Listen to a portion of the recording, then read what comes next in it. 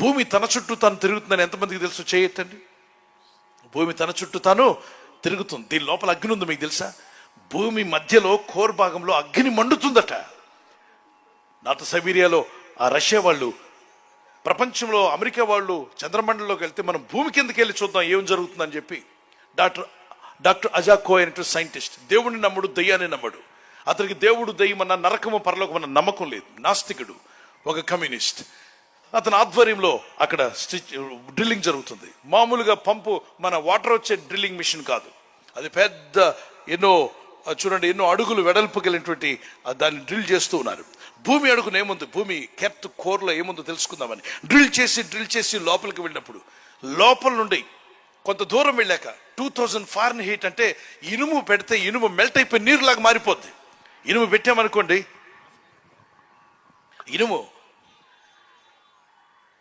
ఇనుముని ఒక స్టీల్ వస్తువుని తీసుకువెళ్ళి మనం అందులో వేస్తే, ఇలా వేసామనుకోండి నీళ్లులాగా అయిపోద్ది. అంత హీట్ ఉందట. ఎక్కడ? భూమి కిందకి వెళ్ళే కొలది. భూమి కిందకి వెళ్ళే కొలది అంత హీట్ ఉందే. ఇంత వేడుందా? వాళ్ళ మిషన్స్ కరిగిపోతున్నాయి. ఎంత హార్డ్ స్టీల్తో వాళ్ళు డ్రిల్ చేస్తున్నా హీట్ పెరిగిపోతుంది.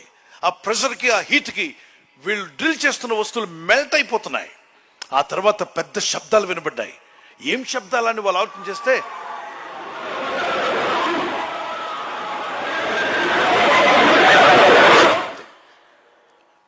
ఇక తర్వాత మనం తెలుసుకుందాం. ఆ శబ్దాలు వారు వింటున్నప్పుడు, అరే ఏమిటి శబ్దాలు?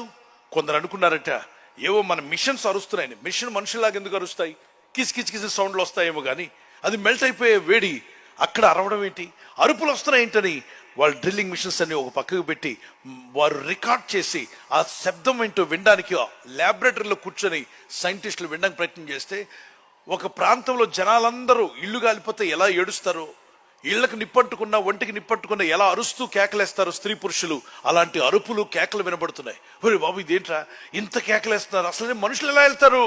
అక్కడ ఇనుమే కరిగిపోయేంత హీట్లో మనిషి ఎలా ఉంటాడు? ఎందుకంటే ఈ మనుషుడు దేవుడిని నమ్మడు, పరలోకాన్ని నమ్మడు, నరకాన్ని నమ్మడు, అలాగే ఆత్మలున్నాయని నమ్మడు. అలాంటి వాడికి పెద్ద సమస్య ఏర్పడింది. అతను ఆధ్వర్యంలో అతను నాయకుడిగా ఉంటున్నాడు కాబట్టి అందరూ అడిగారు, అయ్యా ఏమై ఉంటుంది? అదే నాకు అర్థం కావట్లే, శబ్దాలు ఎందుకు వస్తున్నాయి? అయినా మనుషులు ఏడ్చినట్టు ఏడుస్తున్నారే. ఒక ఊరిలో మనుషులందరూ గొల్లు పెట్టి ఏడ్చినట్టుగా స్త్రీ పురుషులు ఏడుపులు వినబడుతున్నాయి అంటే ఎవరై ఉంటారు? అయినా అక్కడికి ఎలా వెళ్తారయ్యా? ఎంత ఇనుమే కరిగిపోయి నీళ్ళైపోయి అంత 2000 ఫారెన్హీట్లో మనిషి ఎలా ఉంటాడు? ఉండడే. కొన్ని గ్రంథాలు తిరగద్దామని అన్ని గ్రంథాలు లైబ్రరీలో తిరగేస్తూ ఉండగా ఒకే ఒక గ్రంథం, ఆయనకి ఇష్టం లేని గ్రంథం బైబిల్ను పక్కన పెట్టి అన్ని గ్రంథాలు తిరిగేశాడు. లాస్ట్కి బైబిల్ దగ్గరకు వచ్చాడు. బైబిల్లో పాత నిబంధన మొదలుకొని క్రొత్త నిబంధన వరకు అనేక మార్లు ఈ జీవము గల దేవుడు చెప్పాడు, నా బిడ్డలారా, మీ ఆత్మను నరకానికి పంపుకోకండి, బ్రతకుండగానే ప్రయాసపడి భారం మోస్తున్న సమస్త జనమ నా ఎద్దుకు రండి, నేను మీ పాపాలు క్షమిస్తాను, పాతాళానికి పోకుండా మీ ఆత్మలు తప్పిస్తాను. మీ పాపాలు ఈడ్చుకుపోతాయి, మీ పాపములు పాతాళానికి ఈడ్చుకుపోతాయిరా, వాటిని కడగడానికి నేను వచ్చాను, మీ పాపములను క్షమించుటకు నా రక్తం కార్చాను. మత్తయి సువార్త 26:28 అనేకులు పాపక్షమాపణ నిమిత్తం నేను నా రక్తము చిందించాను, ఇది నా రక్తము అన్నాడు ప్రభు. అనేకులు పాపక్షమాపణ నిమిత్తం. ప్రకటన 1:6 నా రక్తం వల్ల మిమ్మల్ని పరిశుద్ధపరుస్తాను, పాతాళానికి పోకుండా, నరకానికి పోకుండా తప్పించబడతాను. మరి నరకం గురించి ఉందా అంటే యెషయా 66:24 అక్కడ అగ్ని ఆరదు, పురుగు చావదని ఉంది. అది చదివినప్పుడు అరే ఇది నిజమేనే. ఈ డాక్టర్ అజాకో, ఈ యొక్క సైంటిస్ట్, ఈ నాస్తికుడు అంటున్నాడు ఇది నిజమేనే.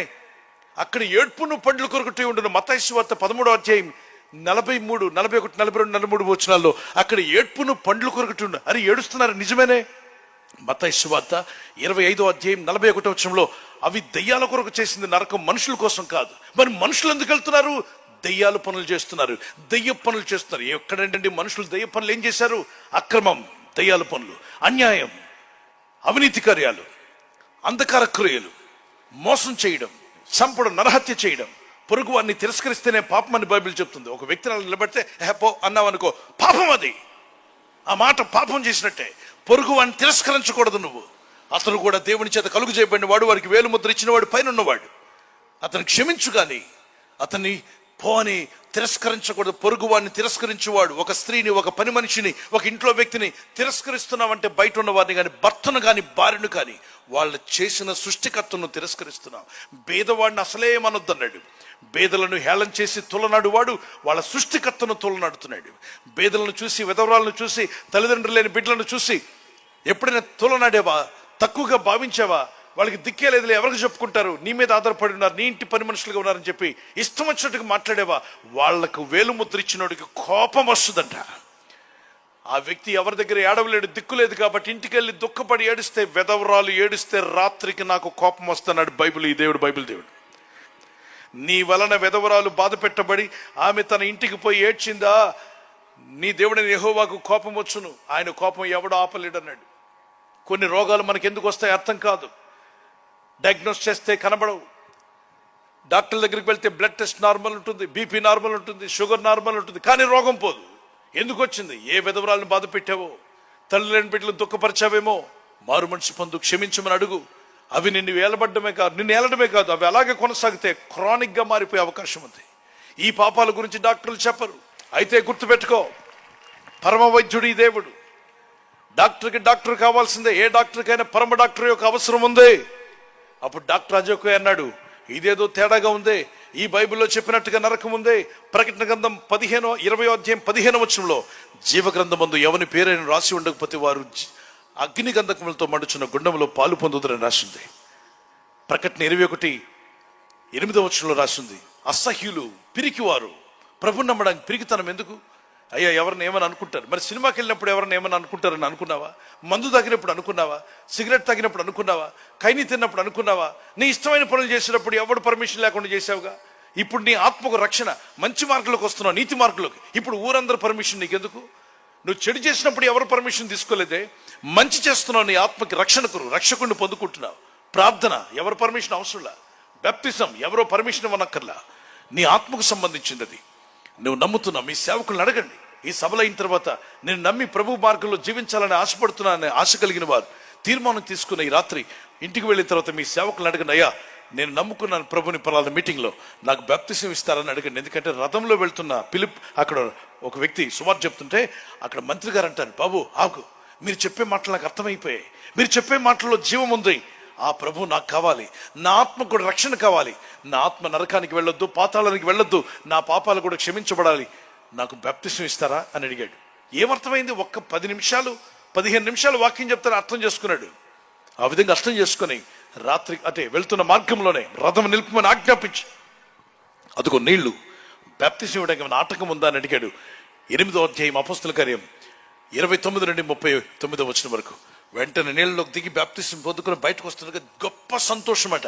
ఆ పాపక్షమాపణ పొందాడేమో, గొప్ప సంతోషంతో అధికారి రథమెక్కి గుడ్ బై చెప్పాడు ఆ పాస్టర్ గారికి, అదే ఎవాంజలిస్ట్ గా, థ్యాంక్ యూ, దేవుని రాజ్యంలో అడుగుపెట్టే కృప నాకు దేవుడు దయచేశాడు. ఆ తర్వాత తన మార్గంలో వెళ్ళిపోయి తన దేశంలో సువార్త చెప్పాడు అతను. దేవుని ప్రజలారా, ఈరోజు వాక్యం వెంటనే మీరు ఇంకా నమ్మి బాప్తిజం పొంది ఉండకపోతే ప్రభునామంలో మీ సేవకుని అడగండి, ఏ చర్చికి వెళ్ళాలండి, ఏ చర్చికి వెళ్ళాలి, ఎవరు పాస్టర్ గారు, ఎవరు కరెక్ట్ అయిన చర్చ్ అన్నట్లయితే యేసుక్రీస్తే కరెక్ట్ అయిన సేవకు. ఆయన పాస్టర్ గారు, ఆయన మించిన పాస్టర్ గారు లేరు ఈ ప్రపంచంలో. ఆయన పరిశుద్ధుడు, పవిత్రుడు, నేను ఎంతో ప్రేమిస్తున్నాడు. ఆ ప్రభు అయిన యేసు నీ కొరకు రక్తం కార్చి ప్రాణం పెట్టాడు.